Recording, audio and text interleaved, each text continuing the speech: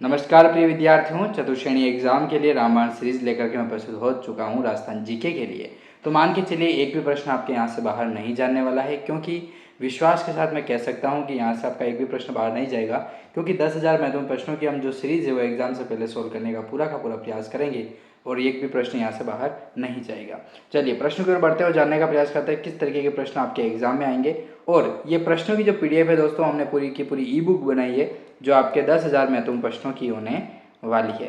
ठीक है, 10,000 प्रश्न यदि आप डाउनलोड करेंगे इस पीडीएफ को, तो इस पीडीएफ को डाउनलोड करने के बाद आप इसको जो है वो मात्र 20 रुपये में, कितने 20 रुपये में परचेज कर सकते हैं। लिंक आपको जो है वो डिस्क्रिप्शन में दिया गया है। जस्ट नीचे आप डिस्क्रिप्शन में जाएंगे तो वहाँ पर लिंक दे रखा है इस चीज़ का। ठीक है, तो इन महत्वपूर्ण प्रश्नों के बारे में बात करते हैं। चलिए आगे की ओर बढ़ते हुए जानते हैं कैसे एग्जाम में प्रश्न आएंगे। 850वां प्रश्न कह रहा है दोस्तों कि हर सुख विलास महल जो है दोस्तों वो कहाँ पर स्थित है। हर सुख विलास महल जो है वो कहाँ पर है, तो याद रखिएगा करौली में स्थित है। हर सुख विलास महल जो है वह करौली में स्थित महल है। अगला प्रश्न 851 नंबर का प्रश्न कह रहा है कि सुनहरी कोठी जो है दोस्तों कहाँ स्थित है, तो सुनहरी कोठी टोंक में स्थित है। 852वां प्रश्न है कि सावन भादो महल जो है वो कहाँ पर स्थित है। देखिए प्रश्न आपके बहुत महत्वपूर्ण प्रश्न बनेंगे। तो सावन भादो जो महल है वह स्थित है आपके 12 में।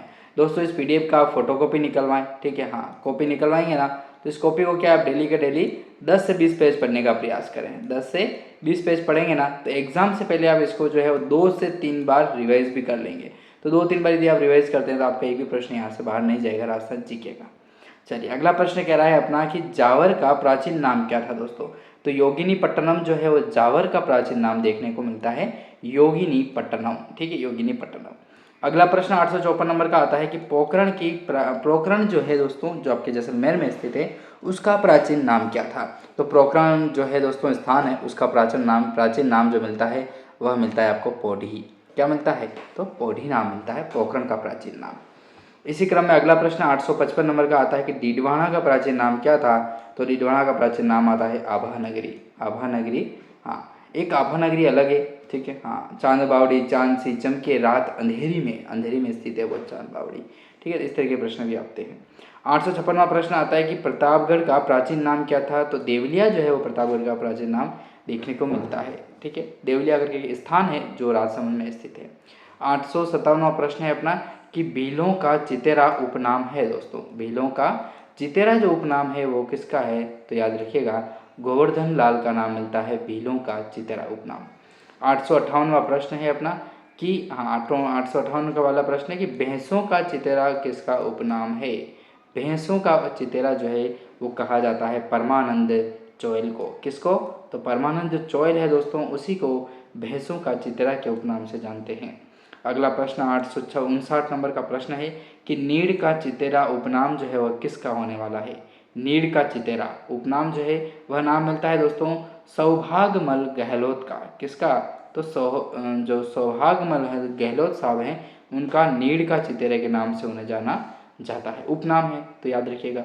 ठीक है, चलिए इसी कड़ी में अगला प्रश्न 860 नंबर का प्रश्न आता है कि जोहड़ वाले बाबा के नाम से प्रसिद्ध है दोस्तों। जोहड़ वाले बाबा के नाम से प्रसिद्ध व्यक्ति जो है वो कौन है दोस्तों, तो राजेंद्र सिंह का नाम आता है। राजेंद्र सिंह जी जो हैं वह जोहड़ वाले बाबा के नाम से जाने जाते हैं। इसी क्रम में अगला प्रश्न 861 नंबर का कि राजस्थान की जीजाबाई किसे कहा जाता है। राजस्थान की जीजाबाई के नाम से जाना जाता है दोस्तों, वो कौन है, तो जयवंता बाई है दोस्तों। क्या नाम है उनका, जयवंता बाई नाम मिलता है।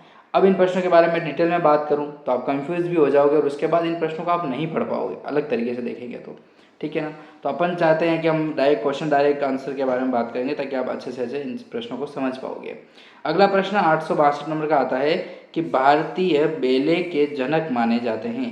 भारतीय बेले के जनक जो हैं वो माने जाते हैं दोस्तों उदय शंकर जी। उदय शंकर जी जो हैं वो भारतीय बेले के जनक के रूप में जाने जाते हैं।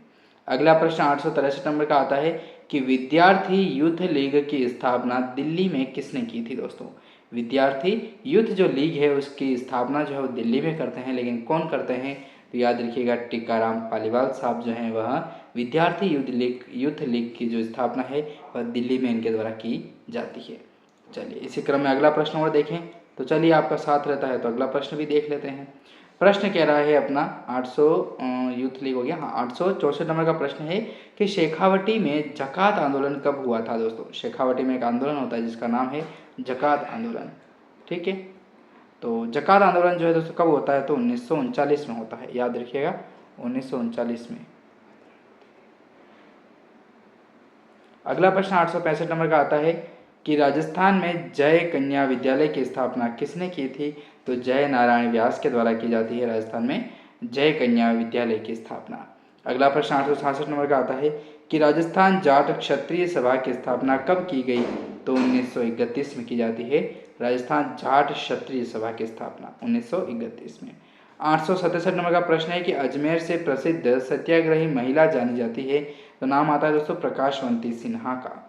अगला प्रश्न 868 नंबर का आता है कि राजपूताना मध्य भारत सभा का प्रथम अधिवेशन जो है वो कहाँ पर होता है, तो दिल्ली में होता है। कब होता है ये कमेंट के माध्यम से आप बताने का थोड़ा सा दोस्तों कष्ट भी कर लीजिए आप भी, ठीक है ना, पढ़ाई के माध्यम से आप बताएं। 869 नंबर का प्रश्न कह रहा है कि शेखावटी में जकात आंदोलन की अध्यक्षता किसने की थी, तो नरोत्तम लाल जोशी के द्वारा की गई थी। शेखावटी में जकात आंदोलन की अध्यक्षता की जाती है नरोत्तम लाल जोशी के द्वारा। अगला प्रश्न 870 नंबर का आता है कि विजय सिंह पथिक किस जेल में रहे थे दोस्तों।